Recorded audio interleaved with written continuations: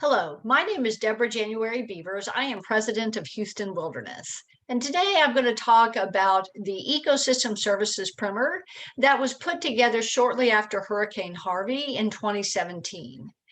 The idea behind the primer is that policy and decision makers have a way to look at and balance the need for nature-based infrastructure in key areas that are being highly affected by extreme rain events, sea level rise, and other climate change impacts.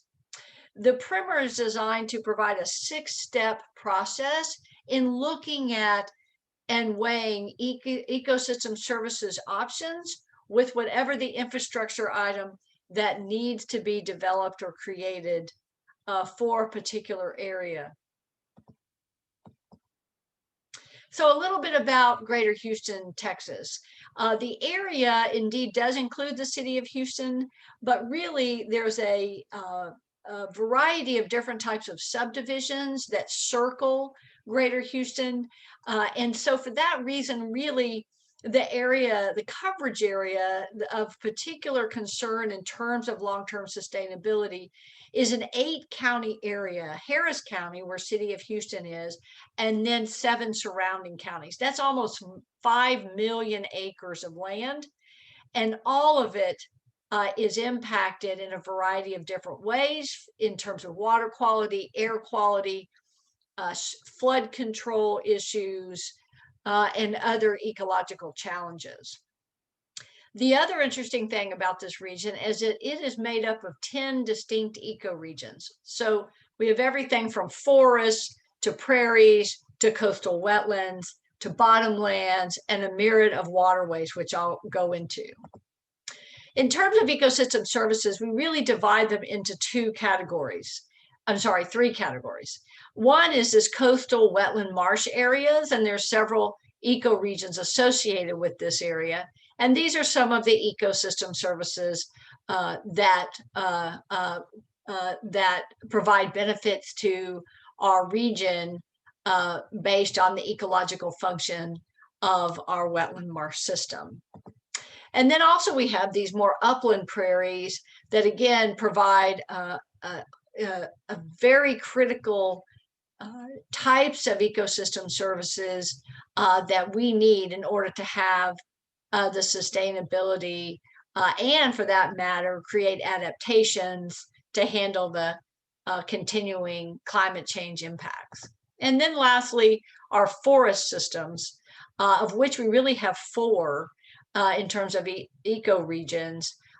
We've got a conifer system in our piney woods, and then we have an oak-based system along one of our bottomlands, and then a cypress-based system along another one. So unique species with unique ecosystem services abilities, and we are more and more working toward understanding how we best protect and preserve those natural areas and enhance and restore them in order to provide the benefits that we need.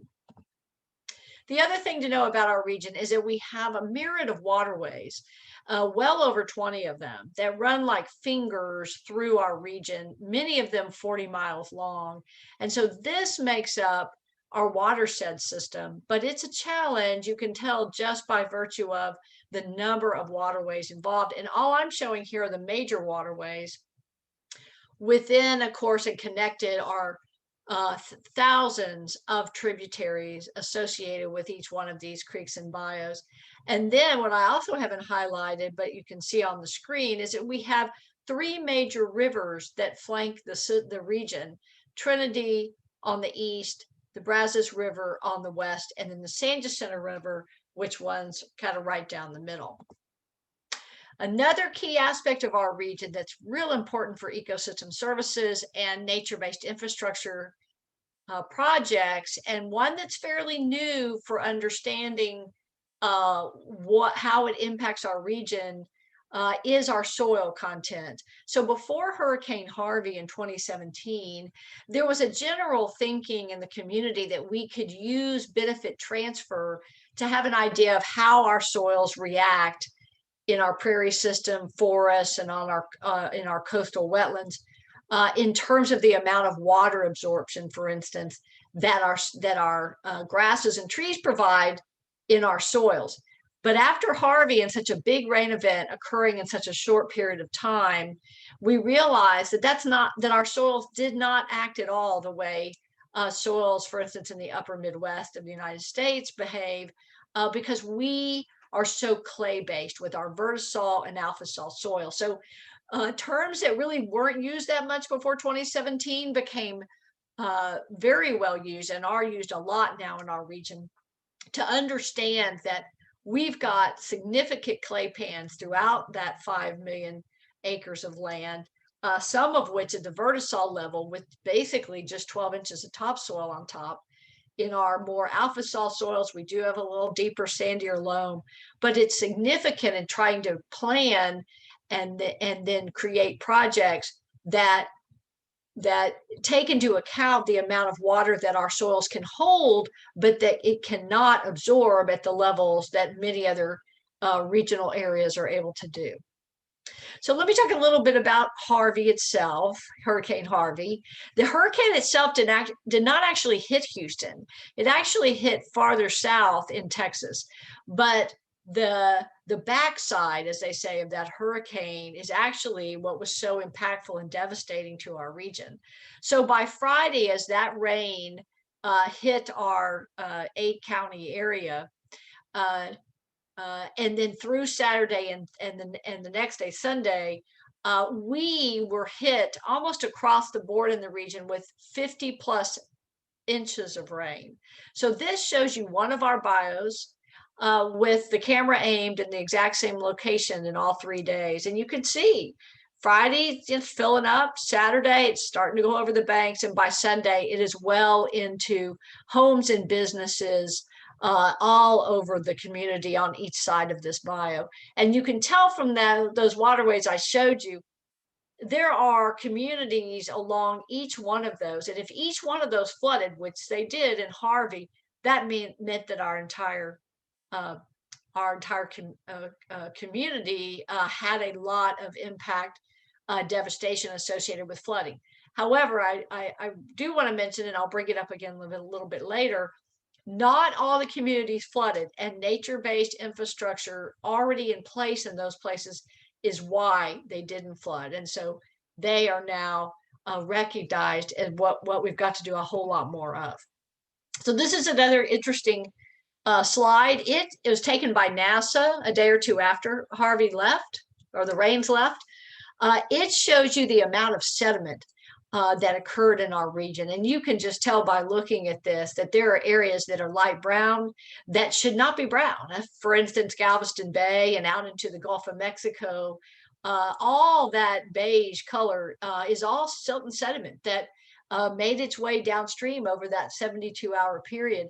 And it, of course, it put our Port of Houston economy completely on the brakes, as they had to go in for weeks and clean all that out. None of the tankers or other ships could make it into the port for days.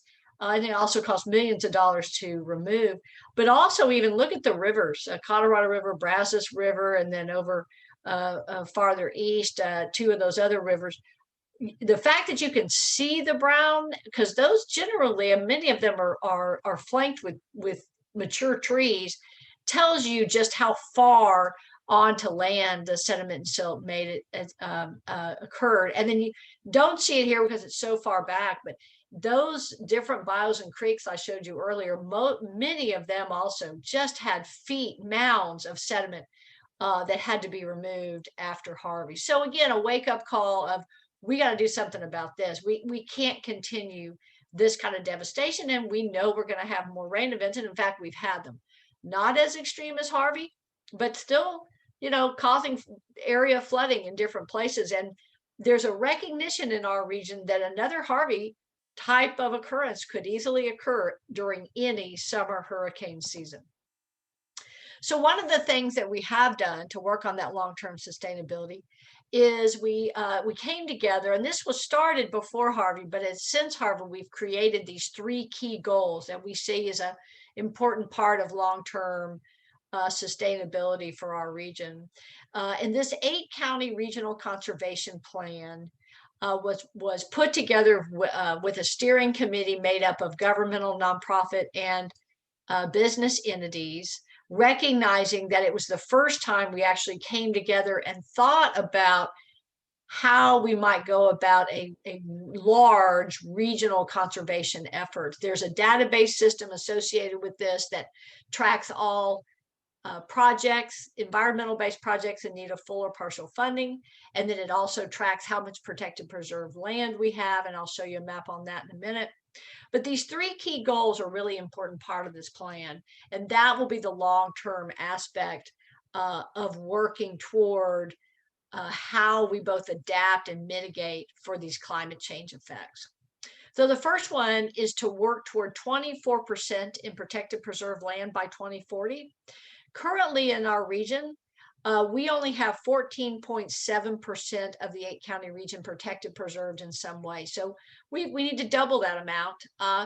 We've given us ourselves through 2040. We're recognizing that because of Harvey and other rain events, the region has become eligible through local government and nonprofits for a variety of federal and state funding, in addition to some regional and local funding. And so actually we're on target to get closer to that 24% probably by 2030, which is great news. But we do currently have that goal of working toward it by 2040. And then second goal is to work toward 50% of that almost 5 million acre region here to have some type of nature-based stabilization technique on it, by 2040. So that can be everything from large-scale tree planting to bioswales, low impact development, all different detention areas, all types of green stormwater infrastructure that, of course, would have a big impact collectively in helping to catch water, clean air, provide that erosion control that's necessary, and the other ecosystem services. And then the third key goal is to work toward 0.4% in carbon sequestration in our soils through large-scale tree planting, native grasses, additional oyster reef, in composting and mulch and other organic matter. We took this goal from what they did at COP21 with the 4 per 1,000 initiative, but we have applied it to this entire region as opposed to just ag land. And this shows you where that 14.7% in protected preserved land is currently in the 8-county region. We keep this data at Houston Wilderness, and then we add to it annually as we continue to work with the community and those nature-based infrastructure projects continue to be established. So in terms of the primer itself, the way that we valued and looked at ways of showing policymakers and decision makers how to value ecosystem services and weigh them against perhaps gray infrastructure options, we use that millennial ecosystem service classification. I know there's a lot of other classifications out there, but this is one that resonates well with decision makers. It's easy to understand, it's easy to follow, and we continue to use that one in the primer. So the 6 steps for the nature-based decision making are intuitive, but what's nice about the primer is that it sets out almost like a checklist that really helps the decision maker. And that decision maker we originally thought would mainly be at the governmental level, but it's turned out that this primer is really helpful for all different type of entities in our region that want to walk through what type of ecosystem services and the evaluations of those services can help them in making infrastructure decisions. So step 1 is to determine the goal of the decision maker in the area of the infrastructure interest. Then to understand the ecosystem services of a particular area. We've come a long way with that, I'd say, in the last 8 to 10 years. But there's still a lot of individuals and policymakers, decision makers who don't really grasp completely what those ecosystem services are. And so the primer helps walk through some of that. And then establishing that baseline evaluation for measurement so that they can tell whether or not the decisions they've made were ones that did have an impact, and it goes through how to do that. And then considering whatever regional challenges or opportunities where ecosystem services can be applied, and I'll give some case examples of that. And then create the flow chart of understanding the benefits and economic valuation. And finally, deciding whatever the best method is for determining the value of those ecosystem services in making certain infrastructure decisions. So this is just another way to look at it. We talk a little bit about this in the primer, whatever the goal happens to be of the decision policymaker, and then what methods could potentially be considered. I want to show on this slide that the methods you see there in green are ones that are discussed at length in the primer. The two there at the bottom on the lower right-hand corner, we do not do an extensive amount of literature review. There is a little bit of, there is some references to various aspects of what we're talking about, and we do not do benefit transfer in this primer. I talked a little earlier about how that had a certain amount of backfire effect for our region. And really, it just isn't particularly well received in our region anyway. They much prefer to have tangible data on what happens in our region. So I'm going to go through some of these fairly quickly. The ecological function analysis, a lot of work has been done in this area and will continue to be done. And I'd say that's probably true around the world. And of course, that is to actually take on-site measurements of ecosystem services in a particular location to determine what their value is. And of course, then often to use that in a variety of ways. So here's some examples I want to show that's happening regionally here. One of them is we are fortunate that one, our region has a lot of native tree species to choose from. And you've got that impression from the amount of the number of ecoregions in our region, provide opportunities for all kinds of different native trees. So this is a list of our native trees.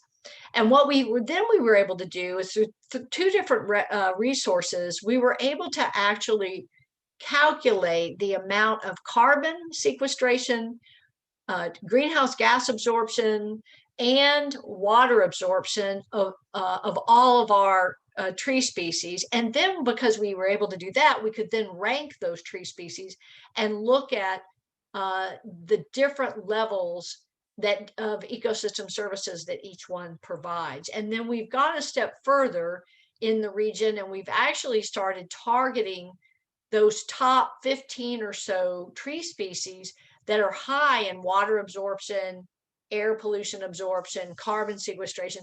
And those are the ones that we are targeting for some large scale tree plantings all around the region. Another thing we did is we looked at partnering with Port Houston and other entities, and really concentrating on those areas in our region that are highly industrial, that have a lot of these environmental stressors, and are particularly impacted by climate change. And you remember that slide I showed you of the NASA sediment. Well, this is the Houston Ship Channel here. This is about 25 miles from the beginning of that section 1 past section 5, and that area was completely beige. It was covered in sediment after Hurricane Harvey. So one of the things that was recognized is that we can go in and we can do large-scale tree plantings in a lot of the green space that actually exists between the different petrochemical complexes and container complexes along the ship channel. There's more green space than you might think, and you can see not all of it here. This is what we call phase 1. There's even more than this in other sections that just aren't shown here, but we've already started this process. We're about 5,000 native trees into this large-scale tree planting And we're able, because of our ecosystem function valuation data, we can calculate how much impact we're having on air pollution absorption, water absorption, erosion control, and carbon sequestration. This shows you a picture of one of those areas. This is in section 5 of that map I just showed. And you see, we call that the Bayport Terminal over there kind of in the distance, although not very far away. And then this is a berm actually that was created between the Bayport Terminal and a small beach community on the which is to the right of this photo. And here's what an amazing opportunity. And so thousands and thousands, well over 10,000 trees, native trees are going to be planted here. We're going to concentrate on the ones that have that high ecosystem service function. Those are the type of trees that will be planted. So you can see a few of them there if you kind of look carefully. This is here in the foreground, that's a loblolly pine. So it's one of our conifers, and then kind of right behind it, that is a live oak. That's one of the ranks very high in air pollution absorption and water absorption. So as those mature and grow, they're going to have big impacts. And then we're doing the same thing down here in this photo with at parks all over the region, in other green spaces, commercial properties as well as public. And then another valuation system is the direct market price. For the greater Houston region, because of our wetland system, we do have really good fishing, and we've got oysters, we've got shrimp. We struggle with air quality, and that is something that, of course, all this nature-based infrastructure can have an impact on.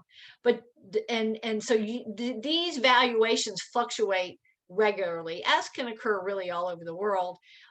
When we see a drop, for instance, after Hurricane Harvey, there was a lot of oyster reef destruction, and of course that made an impact on the commodity price of the oyster. So this is something that's important, and we often, for our decision and policymakers who are looking at nature-based infrastructure changes along our coast, certainly an ecosystem service to consider. The avoided cost method is a growing method in our region because of the need for the adaptation projects for climate change. So that's determining the cost that would have been incurred in the absence of that ecosystem service. So real interesting examples, really, since Hurricane Harvey, we have 6 golf courses that are older golf courses that are in communities that regularly flood, and all 6 of them are in the midst of being converted into green stormwater infrastructure.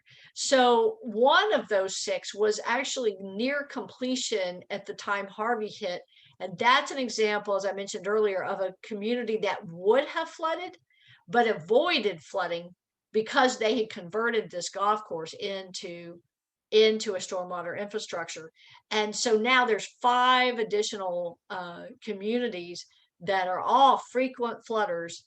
They're going to have these golf courses converted. And so you can take that cost of what would have been incurred in the absence of the ecosystem services that are being developed, and actually in some cases were incurred, and what now will be saved by virtue of creating those golf courses. So this is the type of method that a policymaker looking at doing that kind of land conversion from something that really didn't serve a flood control or even an air quality or water quality purpose, and converting it to those purposes, and what that valuation might be. Replacement cost method is similar into the avoided cost in some ways. That determines the cost that would have been incurred in the replacement of an ecosystem with a gray option. When we first started this primer, there was a lot more discussion on this by various policy and decision makers, because there was still really a thinking that we needed to go gray. We needed to go gray infrastructure more often than not Still have a little of that in our region. It hadn't gone away. But there is a recognition now more and more that no, it's the nature-based infrastructure with the multiple ecosystem services that provide the adaptive measures where needed and the mitigation measures where needed. And so an example, for instance, that has come up a couple times are wastewater treatment plants, where you know, a lot of them are aging in our community. And so there is opportunity, and we have the science and technology to convert some of those wastewater treatment plants into a natural filtering system that serves the same function among other ecosystem services. And you don't have the gray infrastructure option with all those costs and limitations, and unintended consequences to our water system that a natural system will provide. So that's kind of an example of that. The other thing that's been a real good development for our region, and really in other parts of the United States as well, is that the United States Corps of Engineers that does the major dam building and major reservoir system, and has oversees a lot of our port infrastructure around the U.S., they have begun to really recognize the importance of nature-based infrastructure in even making those big decisions related to large infrastructure needs. And so this is was formally begun in 2010, didn't really come out in a format that was easy to get by the public until about 2018. But they now are encouraging ways to look at ecosystem restoration projects that can have the same benefit that a gray infrastructure option might have had. And in that atlas, they talk about these multiple lines of defense along the Texas coast. And this is absolutely what's happening with policy and decision makers at every level right now in our region. The beach and dune restoration. How do we deal with elevated buildings, and still, you know, in addition to our restoration effort to deal with sea level rise? How do we look at oyster reef, marsh restoration, shoreline stabilization for hurricane protection, carbon sequestration, and large rain events? What type of man-made barriers? I showed you that berm. That's an example that, although it was really provided more for purposes of noise abatement between the container system and the container port and the nearby community, but it's now going to be serving as a nature-based stabilization technique, and to some extent even as a levee system for storm surge. And this is actually a large project that some of you may actually be familiar with, particularly in the Netherlands, because I know that there's been consultation on it. And this, again, was started well before Harvey, but Harvey sped up the discussion on it. And that is to, in addition to all these nature-based infrastructure options that the region is looking at and implementing, there is also discussion of a major gate system that would also provide additional adaptation and to the extent possible protection from really large hurricanes that could potentially come up the Gulf of Mexico and just would devastate all the petrochemical complexes up in the bay, and of course flood many homes. So this is in the works. It's happening. And by that I mean the long study process that it takes to go through the different bureaucratic system that is our United States Corps of Engineers project process. This could still be 10 to 20 years down the road in terms of what is actually built. So it's the region recognizes that it's still critically important that we move forward with nature-based options where we can, and some gray infrastructure options while this is in the works. So we can't wait. We've got to continue to do other things. And so this is a big valuation area for a lot of our policy and decision makers. Mitigation and restoration cost method, looking at the cost of getting those ecosystem services restored in damaged ecoregions. So this happened not long after Harvey.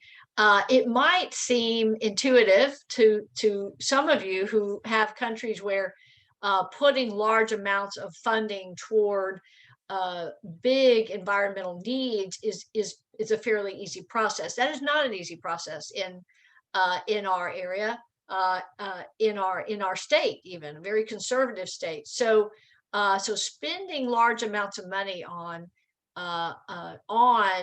things like major sediment control, additional detention, buying of land for additional detention, large scale moving of areas or widening of riparian corridors. You know, there was always a little bit done every year, but after Harvey, there was a recognition we've got to put more money into more nature-based projects. And so it's messy, but it's an interactive map on the Harris County website, and it provides $2.5 billion worth of projects. It actually provides $5 billion worth of projects, because there was you see bond program there at the top. There was a bond referendum that was approved by the voters that allowed the Harris County to be able to sell up to $2.5 billion worth of bonds. And because they now have those funds available, they qualify for another $2.5 billion from the federal government following Hurricane Harvey. And so this is how we're really doing the infusion of money, among other things, to get a lot of these big projects done. And well over 60% of the projects are nature-based infrastructure projects. And you can tell from all these the green dots everywhere that you can see where they follow the waterways. And so they're really a substantial number of projects all over the region. And we also track these for purposes of the regional conservation plan. This is just one of those detention examples. It's actually an older one. It's not part of the bond project. It was already built.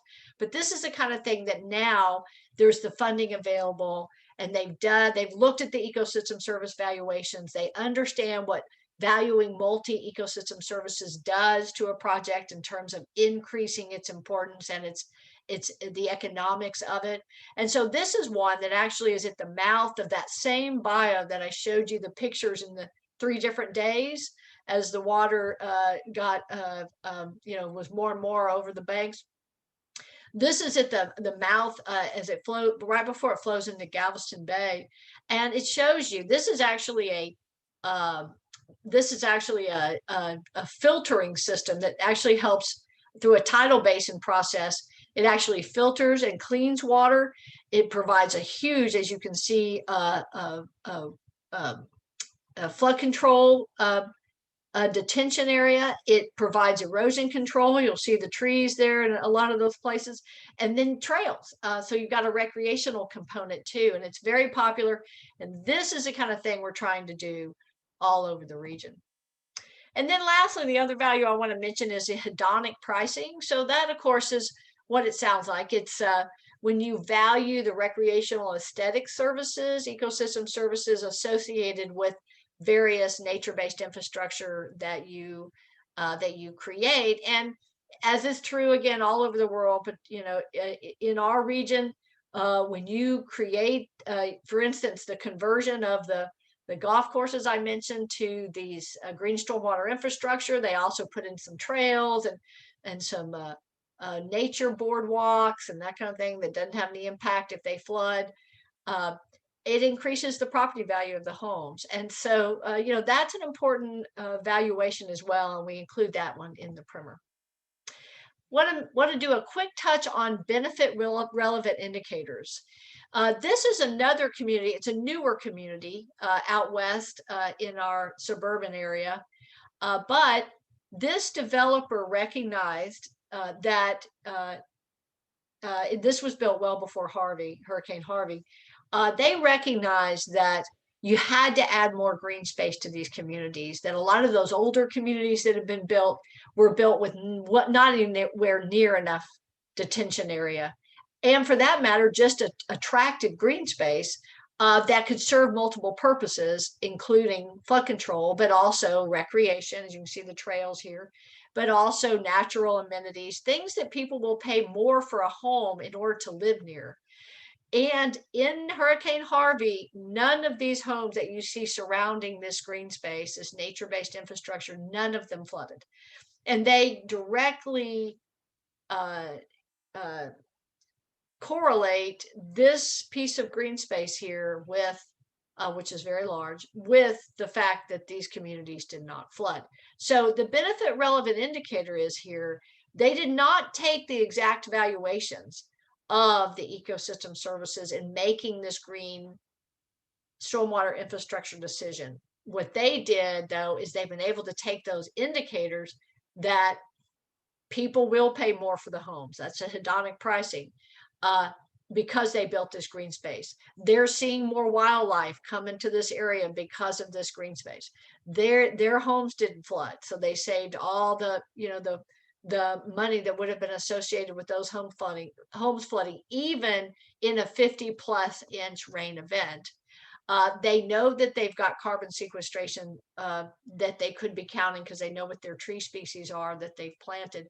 So the indicators that what they've done has added value, there are many of them. And this is just one big example. But of course, there's many where, you can look at the fish population increasing, the decrease in the pollution levels of water when you add certain green infrastructure to an area, those kind of things. And so we do talk about that in the primer, and we emphasize that a policymaker can make decisions related to green, nature-based infrastructure that don't have to be specifically on value. If we can certainly walk through and show what those benefit relevant indicators might be. So that wraps up my presentation. Again, here's the website if you'd like to get more information, or feel free to reach out to me. I've enjoyed it very much. Thank you. Have a great day.